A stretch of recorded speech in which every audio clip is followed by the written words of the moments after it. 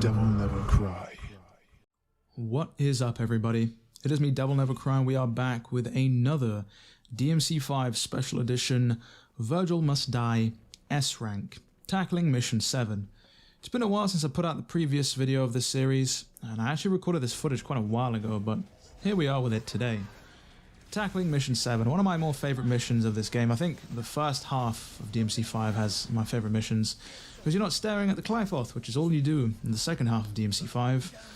But that's something that's a rhetoric that's been, said many a time, so we'll move on from that. But Mission 7, culminating in a pretty decent boss fight, or sub-boss shall we say, and I say sub-boss specifically because the Proto Angelo at the end of this mission has a large health pool unseen anywhere else in this game, and that's done specifically to make that encounter feel like more of a sub-boss and more of a significant encounter. Couple that with Vergil Must Die's enemy defense increase and health increase, and you're in for a battle of attrition, which you will see at the end of this video as we wail on that thing forever. But we're tackling some death scissors here, and we're setting ourselves up for victory throughout the entire mission as we net almost 7k style points, with obviously 5k being the threshold. As you can see, we're pretty much sorted after this encounter, and we can kind of sail smoothly throughout the rest of this mission. One thing I do want to say though, and one thing that I've kind of said before, is that Vergil is just one of those characters in this game who's so overpowered that no matter what you do, provided you don't mash, which is what everybody loves to think about DMC these days, oh, it's a button masher. Don't know if any of you had seen that article on Sifu, which had said it was a button masher, which kind of made me laugh, and it was just like, you're playing the game wrong if that's how you think it is.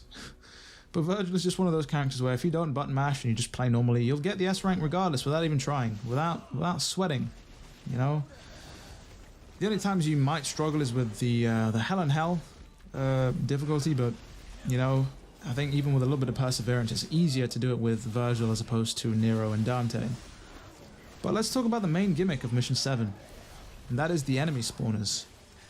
So, as the name implies, they spawn enemies, and after they spawn a specific amount, they'll self-destruct and die, which means that if you need to farm style points, don't attack the enemy spawner, just wail on the enemies, farm your style points, and then let it self-destruct. We actually lost some style points there in that encounter, but it doesn't really matter, because we've got so many. Whereas what you're seeing me do is, because I've got so many style points I don't need to spawn the enemies, I'm going for the enemy spawner first, which means I'll only have to contend with any of the enemies that are currently out on the battlefield. And we're doing that in particular for this encounter here with the Riots because they're a fucking menace on this difficulty. They are incredibly fast, incredibly evasive, they tank obviously a lot of hits when they double trigger, and they do a lot of damage, a ridiculous amount. And I'm sure that the Blades from DMC1, their forefathers, are probably looking down on them, smiling, being like, yeah, thank God you kept up our legacy of being absolute dickheads to deal with on the harder difficulties. But that's besides the point. We get through that encounter easy peasy, and we press right on, even though we lost another 170 style points. Sheesh. But again, if I was in a position where, I needed them, then I wouldn't have gone for the enemy spawners first. Do not attack any of these enemies, by the way. They will be counted as another encounter, and they will reduce your style points. As you can see there, we literally kept the points we had, but if I had gone and accidentally hit one of those enemies, it would have just dropped our points massively. So just be careful. This is another encounter which you can actually skip entirely, but I decided to go for it, because why not? And what's interesting to note here is that, again, we go for the enemies actually, which is surprising. I would have assumed I would have went for the enemy spawner, but I guess I was in a mood to blow off some steam. Albeit it's going to cost me because I end up taking a lot of damage. It's one of the things that people have specified or pointed out is that, I'm taking damage in these videos, and that's the whole point. Vergil is just that character who can just brute force it all. Maybe at some point I think I might go for more of a challenge run. Perhaps something like no damage, Yamato only even, which is actually a trophy for tackling Dante, I believe, with the Yamato only, which is a cool trophy. But that's not what I'll be doing here, as we deal with a bunch of devil-triggered Antinoras. The camera likes to just mess with us entirely.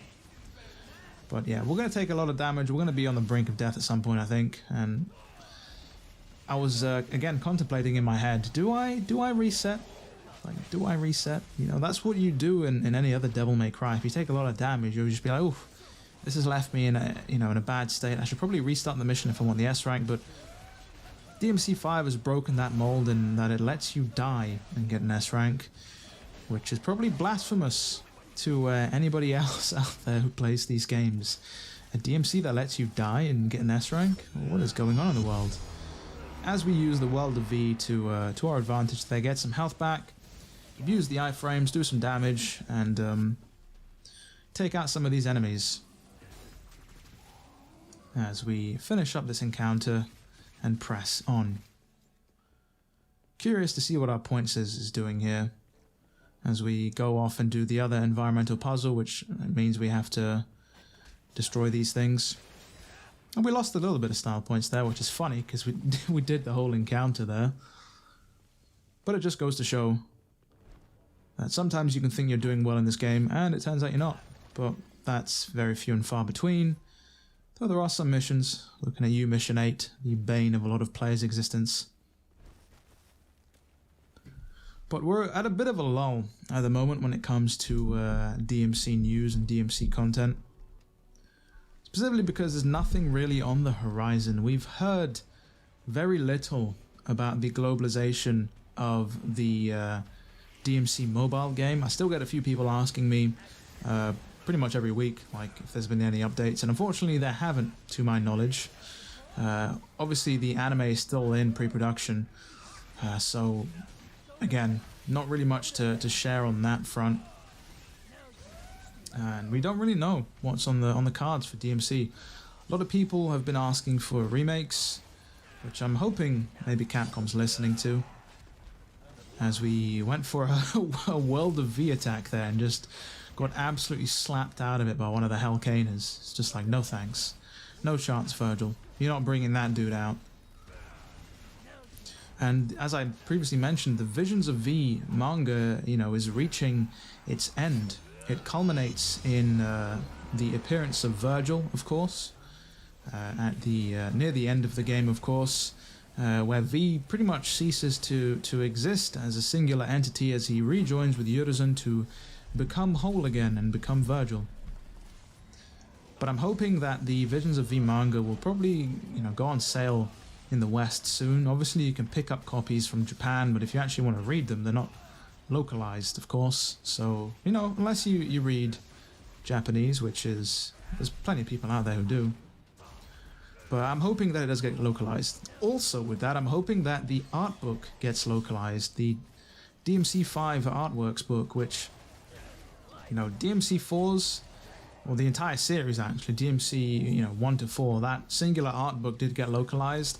I'm hoping it's also the case for DMC5, but, you know, at this point, it's going to be coming up on 3 years since DMC5, and it hasn't been localized, so I'm not holding my breath. But, you know, never say never, anything could happen. As we're out here just casually fighting in the middle of a train station. Take out that Antenora. And then we press on. As we claw back some style points there, back up to 6.4. As we skip all of these encounters, which, don't worry, we'll be taking out those death scissors very shortly. As we're again in another room full of riots, which you can see I'm not taking any chances, and it's just like, no thank you. Judgment cut never end, everybody's favorite judgment nut. And a deep stinger. And a deep stinger. Again, these enemies are more hassle than they're worth. As we crack out even another one of these, sheesh. I must not have been in a good mood when I recorded this footage. A lot of the times I would have maybe entertained some of these enemies, but here I'm just going on a bit of a rampage. As I don't know how I evaded that Beyblade attack there, as we take a massive slap to the face, taking out a literal quarter of our health. As that enemy is now down and out for the count. But now we're able to press on, and we're actually back over the what we originally had with 6.7k points there. Meaning that, you know, this S rank is literally a joke, which is, You know, very, very dissimilar to the mission after this, where getting points is literally a war, you know? Mission 8, you literally have to claw the points away from the enemy. As we killer bee our way down to the stage here. Ominous looking stage with the blue lights. And we face the Fractural Commander there as we open up with the World of V, which I mistimed actually.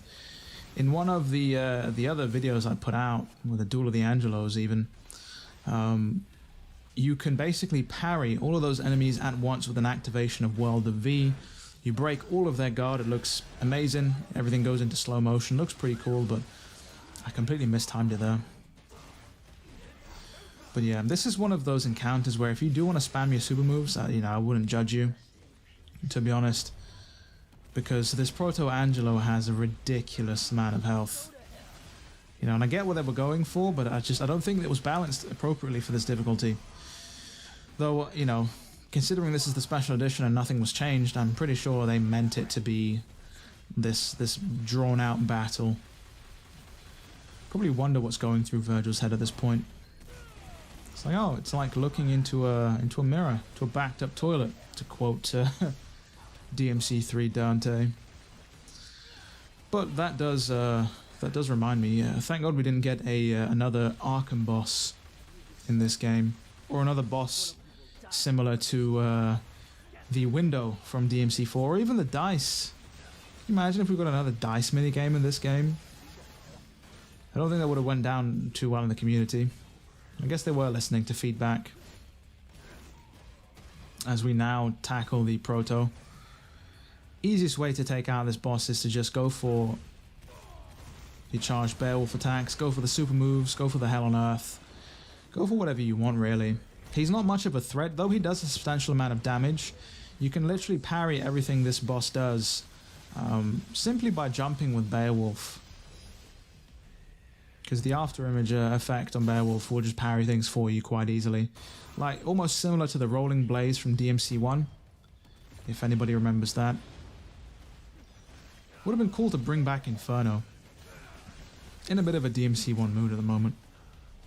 Though when am I not? When am I not? As we have two enemies here to take on. You'll remember in the main campaign, you're actually fighting here with V. Obviously you're playing as Nero and you're fighting with V. Thanks to the cameo system, as we take a massive hit there, more than half our health. Fantastic, DNC. Really showing people that you're great at this game. But obviously when facing this entire cacophony of enemies with Vergil, you're fighting solo, which is just how Vergil prefers it. Here I am not listening to my own advice and parrying this boss, but just kind of going through brute force. Knowing that I've got the S rank in the bag regardless, even if I were to die. And that's pretty much the end of the encounter. So it has been me, DevilNeverCry. I'd like to thank all of you for watching, and as always, I'll see you all next video.